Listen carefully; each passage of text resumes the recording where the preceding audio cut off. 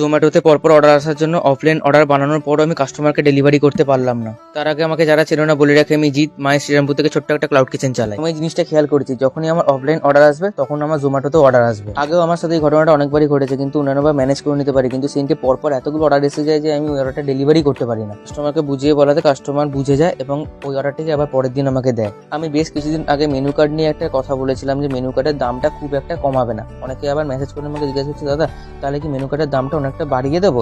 আমি বলছি না প্রচুর বাড়াতে, কারণ তুমি যখন দামটা বাড়াবে তখন কিন্তু কাস্টমারের এক্সপেকটেশনটা অনেকটাই বাড়বে। ধরো তুমি একটা দাম 400 টাকায় রেখেছো, কিন্তু তোমাকে কিন্তু 400 টাকারই মতনই বানাতে হবে, তাহলে হিতে বিপরীত হয়ে যাবে। তুমি দাম বাড়াতে গিয়ে তোমার রেটিংটা খারাপ হয়ে যাবে। তাই বলবো দামটা বাড়াও, কিন্তু আস্তে আস্তে বাড়াও। আর যারা যারা শ্রীরামপুর থেকে অর্ডার করতে চাও তারা আমাকে মেসেঞ্জারে মেসেজ করে দেবো, আমি আমার অফলাইন মেনু কার্ডটা পাঠিয়ে দেবো বা আমার নাম্বারটাও পাঠিয়ে দেবো। দেখা হচ্ছে পরের দিন, এখনের জন্য টাটা। আর যারা এখনো পর্যন্ত ঘুমিয়ে ঘুমিয়ে স্বপ্ন দেখছো, প্লিজ ঘুমটা ভাঙাও। দেখা হচ্ছে পরের ভিডিও, এখনের জন্য টাটা। জোম্যাটোতে পরপর অর্ডার আসার জন্য অফলাইন অর্ডার বানানোর পরও আমি